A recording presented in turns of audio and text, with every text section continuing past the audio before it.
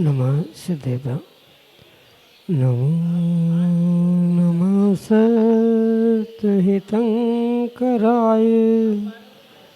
वीराय भव्याम्बुजभास्कराय अनंतलोकाय सुरार्चिताय देवादिदेवाय नमो जिनाय देवादिदेवाय नमो जिनाय। पंचपरमेष्ठी भगवान की परम पूज्य आचार्य भगवंत गुरुवर विशुद्ध सागर जी मुनि महाराज की परम पूज्य मुनि श्री सुप्रभ सागर जी महाराज की शाश्वत तीर्थराज समेत शिखर जी की समीचीन विकल्पों का सम्यक समाधान, सम्यक ज्ञान की वह अलौकिक विधा जिसके माध्यम से हम सभी प्रतिदिन अपने ही मन के अनेकानेक समीचीन विकल्पों का सम्यक रूप से समाधान प्राप्त करके और अपने अज्ञान रूपी अंधकार को दूर करते हुए अपने जीवन में सम्यक ज्ञान रूपी ज्योति ज्योतित करने का पुरुषार्थ करते हैं, क्योंकि सम्यक ज्ञान ही मोक्ष मार्ग में कार्यकारी उपाय है। परम पूज्य आचार्य भगवंत गुरुवर विशुद्ध सागर जी महाराज के मंगल सुभाषित से उन्हीं के सुयोग्य से परम पूज्य मुनि श्री सुप्रभ सागर जी महाराज ने वह अनूठी विधा हमें प्रदान की है, जिसके माध्यम से हम अपने मन के विकल्पों का सम्यक रूप से समाधान प्राप्त करके निश्चित ही अपने कल्याण का पथ प्राप्त कर सकते हैं। आप भी अपना समीचीन विकल्प भेज करके परम पूज्य मुनिश्री से उसका सम्यक समाधान प्राप्त करने का पुरुषार्थ करें। प्रारंभ करते हैं आज का सम्यक समाधान। और आज के पहले विकल्प के लिए भोपाल मध्य प्रदेश से सुनील जैन पब्लिशर्स महाराज श्री के श्री चरणों में बारंबार नमोस्तु निवेदित करते हुए अपना समीचीन प्रश्न रख रहे हैं कि महाराज श्री, आपने अपने प्रवचन में कहा था कि राग की आग ही अनादि से हमें संसार में भटका रही है। तो मेरा प्रश्न है कि हम उस राग और आग से कैसे बचें। हमारे समीचीन विकल्प का सम्यक समाधान करते हुए हमारा मार्गदर्शन करने की अनुकंपा करें। नमोस्तु महाराज जी, नमोस्तु। ओम नमः सिद्धम। परम पूज्य आचार्य भगवान गुरुवर विशुद्ध सागर जी महाराज की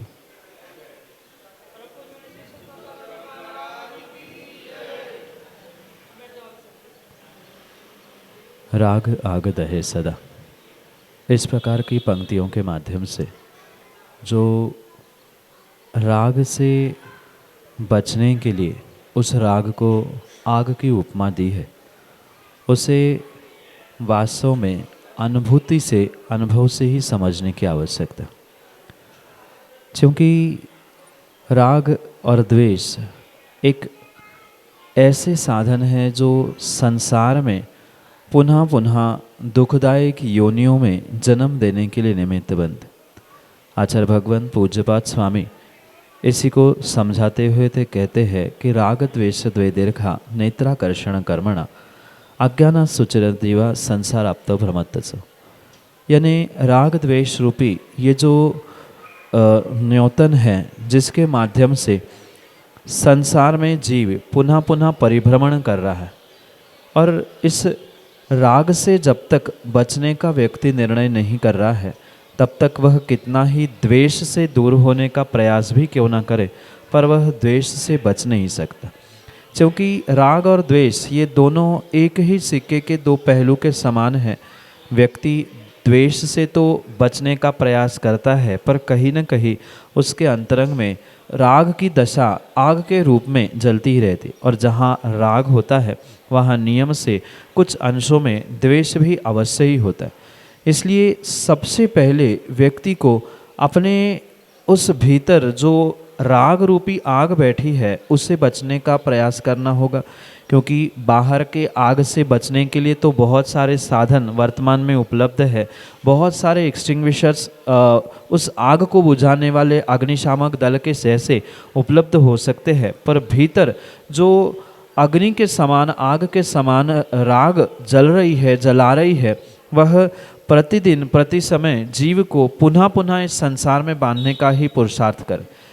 पहले तो राग से छूटने से पूर्व व्यक्ति को मैं किन कारणों से, किन वस्तु, किन व्यक्तियों से राग कर रहा हूँ ये समझने की आवश्यकता है। जब तक उसे राग की दशा का बोध नहीं होगा कि मैं राग कर रहा हूँ, किसके लिए कर रहा हूँ, क्यों कर रहा हूँ, ये समझ में आए बिना वह राग से दूर होने का पुरुषार्थ भी नहीं कर सकता। ये संसार में जितनी भी दुखदायक योनियों में जीव भटक रहा है उसके पीछे ये राग और द्वेष ही मुख्य कारण है। द्वेष को राग का ही दूसरा पहलू कह दो या द्वेष का ही राग का ही दूसरा प्रतिपक्ष रूप द्वेष हुआ करता। इसलिए जो राग से बचने का प्रयास करता है वो ही सच्चे मायने में द्वेष से बच सकता है। और उस राग से बचने के लिए हमें वीतरागियों के चरणों के पास बैठने की या वैरागियों के समीप पहुंचने की बहुत आवश्यकता है। उन्होंने किस प्रकार से राग द्वेष को जीता है, हम किस प्रकार से उस राग द्वेष को जीत सकते हैं, हम किन से राग द्वेष कर रहे हैं और उसका फल मुझे नरकों में, तिर्यंश गति में या अन्य गतियों में कितना दुखदायक मिलने वाला है, इसका विचार करने की आवश्यकता है। तभी व्यक्ति किन्हीं कारणों से, किसी पुरुषार्थ से अपने भीतर की राग रूपी आग से बचने का पुरुषार्थ कर सकता है। अन्यथा किसी भी प्रकार से मात्र कहने से या समझने से या चर्चा करने से कोई भी आग से जैसे सामान्य रूप से बाहर नहीं बच सकता है, उसी प्रकार वह अंतरंग की राग रूपी द्वेष रूपी अग्नि से बच नहीं सकता। उसे समझना चाहिए। ऐसे ही समझने के साथ साथ उससे बचने के लिए मैं कैसे पुरुषार्थ कर सकता हूँ, यानी मेरे लिए वह राग के निमित्त क्या है, उन निमित्तों से मैं कैसे दूर हो सकता हूँ, उस राग से मुझे कितना दुख और कैसे संसार में कष्ट प्राप्त हो रहे हैं, ये प्रत्यक्ष और परोक्ष रूप से समझना होगा। तभी उस राग से आप दूर होने की संभावना हो सकती है। यही आपके लिए सम्यक समाधान। नोएडा उत्तर प्रदेश से बीना रानी जैन अगले समीचीन विकल्प के लिए। तो महाराज जी, नमोस्तु महाराज जी। मैं मध्यलोक में कल्पवासी देव आते हैं या नहीं आते, ये प्रश्न है मेरा, आप कृपा करके समाधान कीजिएगा। कल्पवासी देवों का जो नियत स्थान है, उन कल्पवासी देवों का रहने का भले ही नियत स्थान उनके विमान कहा जाता है, पर उन कल्पवासी देवों के मतलब जो स्वर्गों में निवास करने वाले 16 स्वर्ग या 16 कल्प आगम में कहे हैं, उन 16 स्वर्ग 16 कल्पों के निमित्त से उनके जो निर्धारित निवास स्थान है उसका निर्णय किया जाता है। पर उनके गमनागमन के निमित्त से ये कोई बंधन नहीं है कि कल्पवासी, भवनवासी या वंतर आदि किसी जाति के देव उन्हीं अपने ही स्थानों में रहते हैं। जैसे उनका रहने का स्थान तो निर्धारित है, कल्पवासियों के 16 कल्प जो 16 स्वर्ग कहे जाते हैं ये निर्धारित स्थान है, पर वह मध्यलोक में आने में किसी प्रकार से कोई दोष नहीं है, क्योंकि सौधर्म, ऐशान आदि ये जितने भी देव कहे जाते हैं वे सभी कल्पों में ही निवास करने वाले कल्पवासी कहलाते हैं। और जब भगवान का पंचकल्याणक आदि होता है तीर्थंकर भगवान का, तो तीर्थंकर भगवान का पंचकल्याणक तो मध्य ही लोक में होता है, अन्यत्र तो होता ही नहीं है। तो वहाँ जब सौधर्म, ऐशान जैसे स्वर्गों के देव आ रहे हैं तो स्वाभाविक रूप से मध्य लोक में भी उन कल्पवासी देवियों का गमनागमन हो सकता है। इसमें किसी प्रकार से कोई दोष नहीं है। पर ये ध्यान रखें कि पंचम काल में इतना कोई विशेष पुण्यात्मा नहीं है कि उस पंचम काल में ही उन कल्पवासी देवों को आप इस मध्य लोक में प्राप्त कर सकते हैं, जहाँ विशेष पुण्यात्मा जैसे तीर्थंकर भगवान या चौथे काल जैसा विशेष पुण्य काल होता है, उस समय पे तो उनका इस मध्य लोक में आना संभव है। पर वर्तमान के परिप्रेक्ष्य में उतने तीव्र पुण्यात्मा जीवों का सद्भाव न होने के कारण से, काल का दोष होने के कारण से पंचम काल में उनका मध्य लोक में आना संभव नहीं है। यही आपके लिए सम्यक समाधान। डॉक्टर पीके जैन नौगांव मध्य प्रदेश से अगले समीचीन में। महाराज के चरणों में नमोस्तु नमोस्तु नमोस्तु। भगवान, मैं नौगांव से आया हूँ, संघाई डॉक्टर पीके जैन। आपके चरणों में एक प्रश्न पूछना चाहता हूँ। महाराज जी, गृहस्थ जीवन में पूजा पाठ के अलावा ऐसा क्या करें जिससे सम्यक दर्शन की प्राप्ति हो सके और सभी पापों से दूर रह सके? ऐसा हमें क्या करना चाहिए? हम अल्पबुद्धि लोग इस प्रश्न का उत्तर आपसे चाहते हैं। सम्यक दर्शन की प्राप्ति के लिए मात्र देव पूजा या दान आदि इन कार्यों से सम्यक दर्शन प्राप्त हो आवश्यक नहीं, क्योंकि सम्यक दर्शन जीव के श्रद्धान गुण का विषय है और पूजा पाठ करना, दान करना, इन क्रियाओं को प्राप्त करना ये पूर्ण रूप से व्यक्ति के जीव के चारित्र गुण के परिणमन से ही समझने की आवश्यकता है। चाहे श्रावकों के 6 आवश्यक हो, मुनिराजों के आवश्यक मूल गुण क्यों ना हो, इनका परिपालन जीव चारित्र मोहिनी के अपेक्षा से उसके क्षयोक्षम के निमित्त से करता है। और जो सम्यक दर्शन की प्राप्ति जीव को होती है वह दर्शन मोहिनी के निमित्त से होती है। इसलिए इन दोनों में बहुत अंतर है। मात्र पूजा पाठ करने वाला, प्रतिदिन दान देने वाला, 6 आवश्यकों का पालन करने वाला श्रावक सम्यक दृष्टि हो ही ये भी आवश्यक नहीं है, क्योंकि कई बार धर्म की क्रिया व्यक्ति दिखावे के लिए भी करता है। जैसे मुनि व्रत को भी, मात्र मुनि भेष को भी धारण करने वाले मिथ्या दृष्टि जीव देखने में आते हैं, तो ऐसे श्रावक भी देखने में आते। इसलिए मात्र इन बाहर की क्रियाओं को करने से किसी प्रकार से आप सम्यक दृष्टि हो जाएंगे ये कोई प्रमाण पत्र नहीं है। हाँ, ये हो सकता है भावों की विशुद्धि के साथ अगर आप उन क्रियाओं को कर रहे हैं, दान पूजा पाठ आदि, तो उसमें पुण्य तो प्राप्त हो सकता है, पर ज़रूरी नहीं है कि सम्यक दर्शन प्राप्त। सम्यक दर्शन के लिए मुख्य 4 लक्षण आचार्य भगवंतों ने बताए हैं, जो कि प्रशम, संवेग, अनुकंपा और आस्तिक के रूप में स्वीकार किए जाते हैं। आस्तिक का अर्थ है जो सच्चे देवशास्त्र गुरु है, 7 तत्व है, 9 पदार्थ है, इन पर सच्चा श्रद्धान करते हुए उन्हें मानना, उनके स्वरूप को स्वीकार करना, जो जैसा है उसे वैसा ही स्वीकार करना, ये आस्तिक गुण है। प्रशम गुण वह कहलाता है जो अपने इंद्रिय, विषय, कषाय आदियों पर दमन करना या उन पर कंट्रोल करना जानता है। वह पहला गुण प्रशम के रूप में स्वीकार किया जाता है। पुनः जो संवेग गुण स्वीकार किया जाता है, संसार विषय भोगों से उदासीनता के साथ साथ जो अपने धर्म और धर्मात्मा के प्रति गदगद परिणामों को धारण करता है, उस संवेग भाव को भी, संवेग गुण को भी जीव को प्राप्त करना आवश्यक होगा। और प्रशम, संवेग, अनुकंपा, जीवों के प्रति दया करुणा नहीं है तो किसी प्रकार से ये बहिरंग क्रिया दोहराते हुए जीव सम्यक दृष्टि नहीं हो सकता। इसलिए सम्यक दर्शन को प्राप्त करने के लिए, दर्शन मोहिनी के क्षय क्षयोक्षम को प्राप्त करने के लिए मुख्यतः से इन 4 गुणों को प्राप्त करना आवश्यक है। जो करणानियों की अपेक्षा से 7 प्रकृतियाँ कही है, उन 7 प्रकृतियों का क्षय उपशम या क्षयोक्षम करते हुए उस श्रद्धान गुण को विशेष रूप से प्राप्त करना, ये भी वहाँ पर आवश्यक है। अनेक प्रकार से सम्यक दर्शन के प्राप्ति के उपायों को हम आगम के परिप्रेक्ष्य में समझ सकते हैं। सम्यक दर्शन प्राप्त करना और पुण्य प्राप्त करना, इनमें बहुत अंतर है। आप बहिरंग क्रिया करते हुए, शुभ क्रियाओं को करते हुए सामान्य रूप से पुण्य प्राप्त कर सकते हैं, पर प्रशम, संवेग, अनुकंपा, आस्तिक के गुणों के माध्यम से सम्यक दृष्टि बनकर अगर आप इन शुभ क्रियाओं को, पुण्य क्रियाओं को करेंगे तो वही पुण्य क्रिया आपके लिए सातिशय पुण्य तीर्थंकर पद को भी देने के लिए निमित्त बन सकती है। यही आपके लिए सम्यक समाधान। कटनी मध्य प्रदेश से प्राची जैन अगले समीचीन विकल्प के लिए हमारे सामने। नमोस्तु महाराज जी, नमोस्तु नमोस्तु नमोस्तु। महाराज जी, वंदना पे जाते हैं तो छोटे बच्चों को लेके जाते हैं, 1 से 3-4 साल के बच्चों को, तो उनको ले जाना चाहिए कि नहीं? क्योंकि अगर हम उनको ले जाते हैं तो हमारा उपयोग भी उन्हीं में लगा रहता, वंदना पर ध्यान नहीं जाता। तो उनको ले जाना चाहिए, सही है या नहीं? या मतलब कितने साल के बच्चे हो जाएं जब उनको ले जाएं? नमोस्तु महाराज जी, नमोस्तु।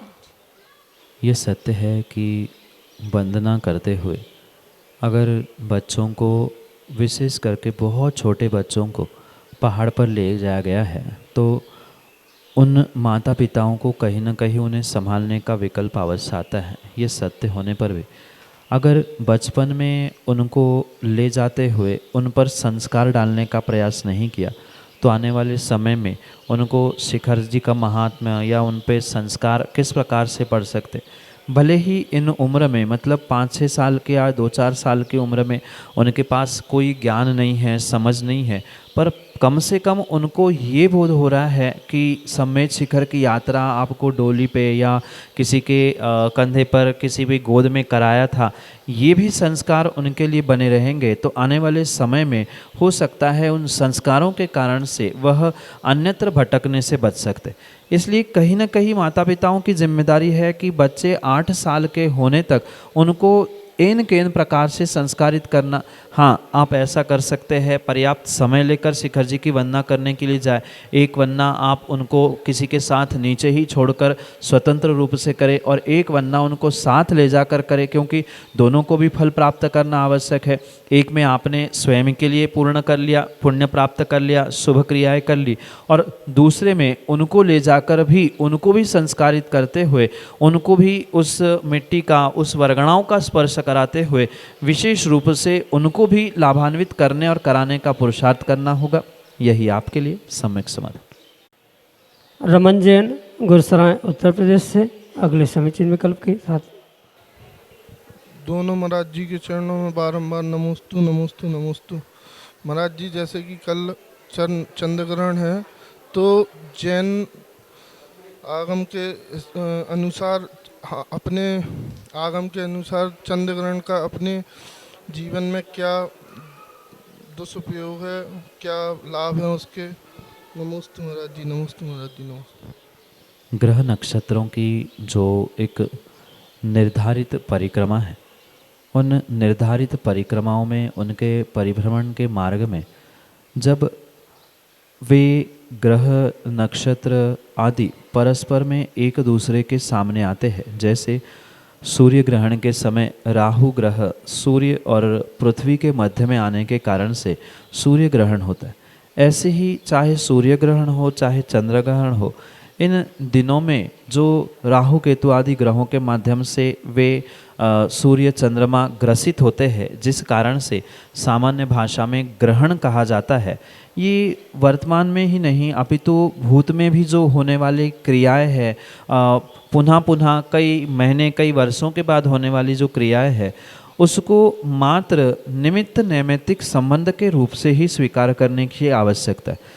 जैसे इन क्रियाओं के निमित्त से, मतलब सूर्य चंद्र ग्रहण का हमारे जैनागम में महत्व तो कहा है, पर जिस प्रकार से वर्तमान में विपरीतताएं देखने में आ रही है, घर में रखा हुआ सामान बांट दो, या इन दिनों में ग्रहण के दिनों में कुछ नहीं करना चाहिए, घर से बाहर नहीं निकलना चाहिए, ये जो अति जो कार्य शुरू हुआ है, ऐसा कहीं भी व्याख्यान नहीं है।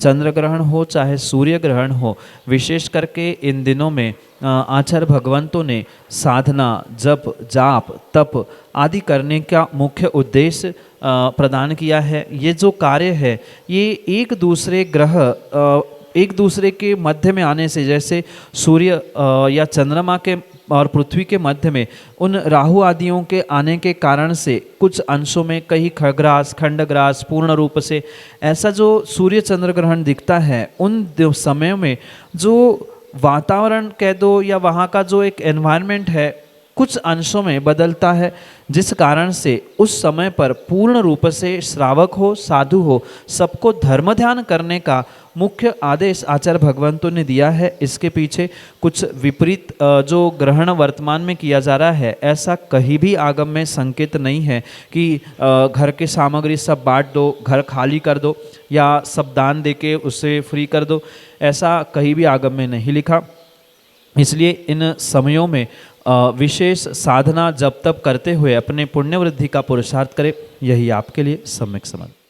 श्रीमती ममता जैन नौगांव मध्य प्रदेश से अगले समीचीन विकल्प। हे गुरुवर,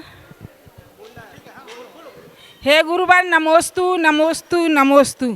गुरुवर जी, मेरा प्रश्न है कि जैसे कोई मंदिर बनवाता है और मूल नायक विराजमान करता है, तो कहते हैं कि उनको 6% पुण्य मिलता है। तो गुरुवर, एक दिन का 6% पुण्य मिलता है कि हर व्यक्ति के दर्शन करने से 6% पुण्य मिलता है? गुरुवर, मेरी शंका का समाधान कीजिए। नमोस्तु नमोस्तु नमोस्तु। किसी उत्कृष्ट शुभ कार्य का जो अनुमोदना करने का पुण्य कहा है उसे सामान्य रूप से 6% आदि आदि कहा तो जाता है, पर ऐसा आज तक हमारे पढ़ने में किसी आगम ग्रंथ में नहीं आया कि कोई मूर्ति विराजमान करता है, मंदिर बनाता है तो उसे 6% पुण्य मिलता है। प्रतिशत का कहीं भी उल्लेख नहीं है, पर ये सत्य है कि अगर कोई उत्कृष्ट कार्य करता है, शुभ कार्य करता है, उसकी अनुमोदना रूप कार्य करता है तो स्वाभाविक है उसे पुण्य तो मिलेगा ही मिलेगा। जितनी बार जीव उस प्रतिमा का, मंदिर का दर्शन करेगा उतनी बार पुण्य मिलेगा। ऐसा नहीं है कि एक बार कर लिया तो एक बार पुण्य मिल गया और दूसरी बार दूसरे दिन नहीं मिलेगा। पुण्य तो बराबर चल रहा है, पर कितने प्रतिशत मिलेगा ऐसा कोई गणित नहीं है। क्योंकि माना कि विराजमान करने वाले ने मात्र मान कसाय के लिए कह दो या अन्य किसी कारणों से विराजमान की है, उसके विराजमान करते समय उतनी भावों की विशुद्धि नहीं थी जो विशुद्धि चाहिए थी, तो वहाँ ज़रूरी थोड़ी है कि उसको हमेशा ही पुण्य मिलता रहे। इसलिए विराजमान करने वाला जो यजमान है उसके भाव कितने विशुद्ध है, किन विशुद्धि के साथ सूर्य मंत्र प्रदाता ने या अन्य भी व्यवस्थापकों ने उसमें प्राण प्रतिष्ठा की है, ये भी मायने रखता है। और साथ में ये पुनः पुनः ध्यान रखें कि हमने जब विराजमान वाना की कोई प्रतिमा, वेदी, मंदिर, वानसम आदि किया है तो हमने अपना कार्य किया है, हमें कितना पुण्य लग रहा है उसका हिसाब किताब करने से अच्छा है कि हमने सर्वश्रेष्ठ कार्य किया है, ये जग कल्याण के लिए हो, यही भावना हमेशा होती रहे तो अवश्य ही हमारा अनुमोदना रूप, कृत रूप और कारित रूप, क्योंकि हम आपने स्वयं ने विराजमान किए हैं तो आपने कृत किया है, घर वालों से या परस्पर में एक दूसरों की अनुमोदना की है, शुभ अनुमोदना है, दूसरे से करवाया है परिवारजनों से, इसलिए कारित रूप भी आपको पुण्य मिल ही रहा है। और जो जीव उसका अभिषेक, पूजन, दर्शन आदि कर रहे हैं उसके निमित्त से भी आपको बिल्कुल पुण्य मिल रहा है।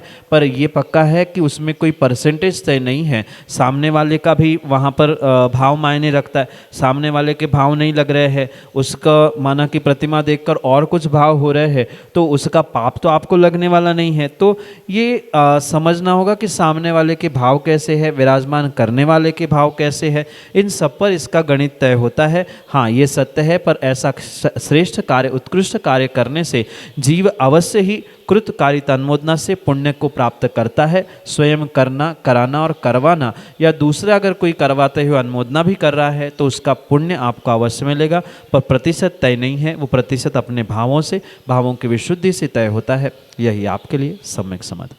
श्रीमती उषा सेठी, रांची, झारखंड से अगले समीचीन विकल्प के साथ। नमोस्तु गुरुदेव, नमोस्तु गुरुदेव। मेरी शंका ये है कि मैंने जिस गुरु से व्रत लिया और वो सामने नहीं हो और ना अगर और दूसरे गुरु हैं उनसे क्या व्रत लेने में कोई परेशानी, हाँ प्रायश्चित लेने में कोई? माँ, कायदा तो यही है कि व्रत में लगे हुए अतिचार, अनाचार, दोष, इनसे बचने के लिए प्रायश्चित लेना है, पर प्रायश्चित भी उन्हीं से लेना चाहिए जिनसे आपने व्रत, नियम, प्रतिमा आदि ग्रहण की। क्योंकि उन्हीं मुनिराजों को या उन्हीं गुरुओं को पता है कि आपने किस अनुकूलता में, किस प्रतिकूलता में व्रत लिए है, नियम लिए है या प्रतिमा आदि ली है। ये कोई दोष नहीं है, पाप नहीं है कि किसी दूसरे से प्रायश्चित ले लिया तो उसमें कोई पाप लगने वाला नहीं है। पर जैसे जिस डॉक्टर से आपने एक बार दवाई करते हुए जिन्हें फैमिली डॉक्टर बनाया है उनको आपकी हिस्ट्री पता होती है, यही बात यहाँ पर भी लागू होती है कि जिन गुरु से आपने व्रत आदि लिए हैं उनको पता है आपने किस परिस्थिति में व्रत लिए हैं, इसलिए किन कारणों से आपने उसमें दोष लगाया, अतिचार लगाया है, तो उसका प्रायश्चित वो उस हिसाब से देते।